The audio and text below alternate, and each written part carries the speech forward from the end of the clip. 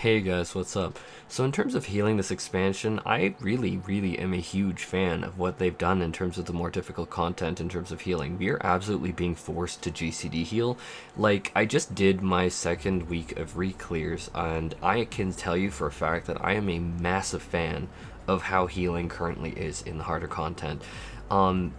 Like basic things like what I just said was you do need to on GCD heal. You absolutely have damage coming in a variety of styles. Like you have the straight up the tank is eating a massive amount of damage, and if you as a healer ignore them, their mitigations aren't going to cut it.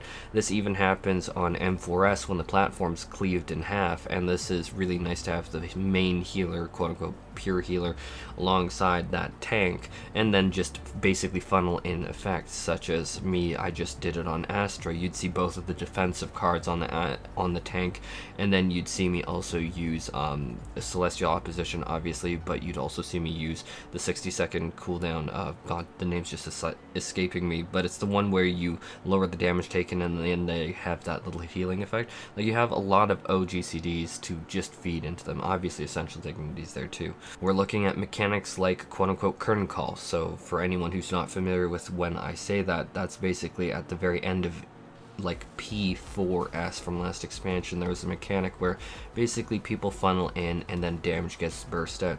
We see a form of that in Honeybee Lovely. We see that a form of that in Brute Bomber or whatever, and then we see a form of that in M4S. Although I guess for M4S it's not quite as direct, whereas the other two are kind of paying pretty direct homage to it. I can say, and this obviously is going to be less of an impact as more weeks go by and people get more and more gear, but I can definitely say that mitigation breakpoints are also very real this expansion, which also feels pretty good. Like, it doesn't feel like if one person misses a mitigation that the entire party's gonna wipe. Like, I'm doing, like, did progression and I did clear in Party Finder. Like, I started last week on Friday evening after work, and then I'm like, yo, let's just go into Party Finder, see it. And so I'm very familiar with the fact that there can be many missed mitigations, but in terms of mitigation checks, it does definitely feel like as a healer I do need to like think about it, and I do want to talk about it in like a minute or so. But like, in terms of healer balance, I would say that the only change that I kind of wish that I could see would be White Mage getting some kind of 60-second mitigation, because while Astro's Collective Unconscious, you could argue, isn't that big of a deal, it really does feel a bit bitey, especially when you're paired with a barrier healer who isn't as confident with what they're doing. Like, I definitely feel like I have a lot more agency and control just with that one more button. And yeah, I know, it's a 60-second cooldown. How much could it do? It seemingly in Party Finder quite a bit.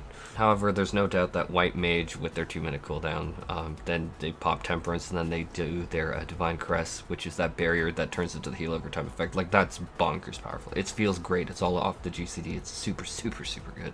But that 60-second mitigation, I definitely can feel the usefulness on Astro. Although if you're paired with a super competent barrier healer, it doesn't matter. But Party Finder being Party Finder. Don't look at me, I'm just a white mage. I couldn't do anything about that, your fault.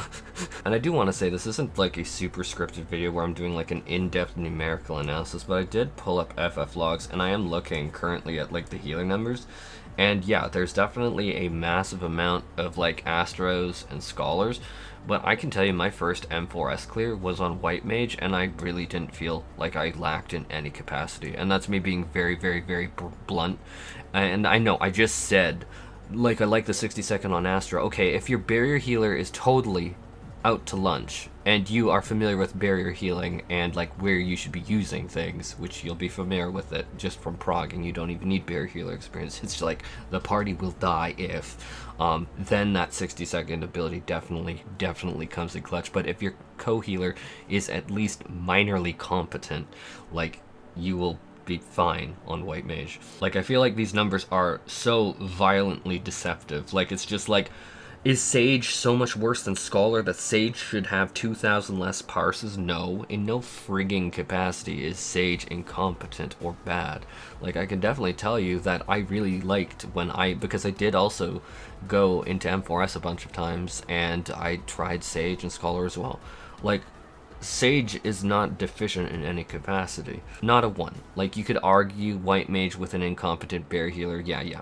I've drilled that point to the ground. But with Sage, there's nothing that I could see that way. So like, I know that like, if I did like look at the parses and be like, hey, is there something wrong here?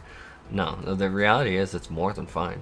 Like in actual practice, so these numbers I feel may be a little deceptive. Like, could you argue that Scholar's Expedient is nice for repositioning for EE2, which is super quick?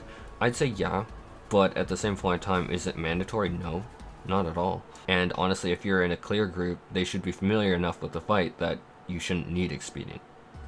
Everyone should be pretty familiar with that. Long 3, short 3 go in front of the boss for your pairing, short 2s and long 2s go to the back of the boss, yada yada. Like, if you're doing clear groups, you should know this by now. But I want to get away from that because like I really want to focus on how fun this tier is to heal, and all the healers I've had a blast on. Like, honest to goodness, the diversity of the mechanics, it's just like the tank is getting chunked from all these different sources. How are you going to sustain them through? It's just like, unironically, on Sage, I have used, I wanted to say Protraction. I've used Krasis on the tank along with Soteria. Actually, that's a damn good example. On Scholar, how often have you not used Fairy Tether on the tank? Or just like had the gauge basically full? Well, there is pretty much an excuse in every fight to fully use your gauge, and I think that Scholar actually has a little bit of an edge over Sage in this, where Soteria, yes, it's up every 60 seconds, that is super good, but for Scholar, you can just turn on that Fairy Tether, like, through things like M1S, even the first fight, when, like, the platforms, everyone's doing that little bit of PvP dance. It feels super duper good. I also really like using, Recitation XCOG there, and, XCOG I actually think is really a shining star of an ability, and I can't say enough how much I resent the idea of people saying just delete XCOG because it's a lust rate. I really don't like that, because I really love like that XCOG effect. It feels so damn good, and I really hope the devs don't listen to everyone saying to prune it, because shit, I make so much mileage out of that, because it's just like you like Recitation, Protraction, and then you put the XCOG on them, then you start the Fairy Tether, and the tank, who is currently absolutely getting pounded into the dirt with autos, like, they will die if you don't, like, if neither healer pays any attention to the tank, they'll die. Same with Honeybee Lovely during some of the phases, like, ow, these hurt. And it feels like all the AoEs are sufficiently, like, painful. It's just like, if you are not basically babying people during even things like I was mentioning EE2, like, if you are not on top of the healing there, like, people are gonna die. And I really think that that's what this tier comes down to, is even if, and I don't buy it. You know, everyone keeps saying how easy this tier is. Yo, maybe it's because I'm on healer, and so, like, my viewpoint is skewed. Like, maybe everyone on DPS is really just face rolling and able to not pay any attention to anything.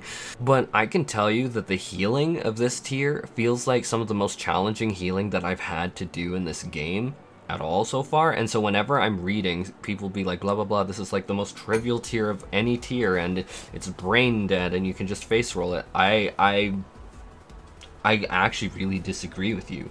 Like, maybe is it as brutal of a body check spam as Anabusios with the gay agenda P12S bots? No, I fucking hate body checks, and please do not fucking make them put in more body checks. I am so sick of them.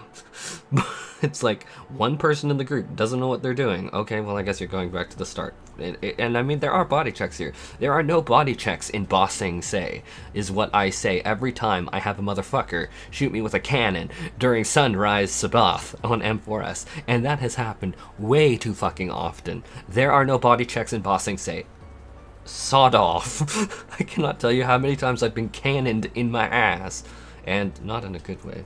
I'm single now. Meow. I'm joking. I'm being a dummy. But, like, for real, like, there are body checks. The healing is probably the most intense and fun and engaging healing I've had. Like, I love healing this tier. It's like I literally was fangirling last night as I was doing, like, M4S and M4... I've kind of fangirled through it all, like, as I was doing my reclears last night in PF. I was like, holy shit, this tier is so fucking fun to heal. And that's really how I feel. It's like, there's this chaos, that chaos. Oh my god, this idiot ate this. Oh my god, this. It's so engaging. like, I truly don't feel like the healing in much else has been as engaging. It's just like, sure, we've had, like, oh, here's one giant hit, mitigated enough, and then burst heal after it. And that's kind of been it. But, like, with just the variety of mechanics and how they're coming out, and, like, the spreads and the stacks, and the, oh, make sure everyone's, like, healed up and barriered up for EE2, because everyone needs to be, like, apart, and so you can't really hit them, even if you stand in the middle, which you better freaking not be standing in the middle. Like, longs, go to the right spot, please. Why the heck I'm seeing people do that in clear parties? Y'all, what the hell? But, like, I can tell you, honest to God, I love this tier, and I'm making this video kind of impromptu off the cuff just because I really do love it. This is fun, this is what I've been asking for healing, and I am going to say that over and over again. This is what I want for healing content. I like the on GCD healing that I need to do. I like using all my buns. Like, there's even a use for fucking SYNASTRY, bro. Even SYNASTRY. That's crazy.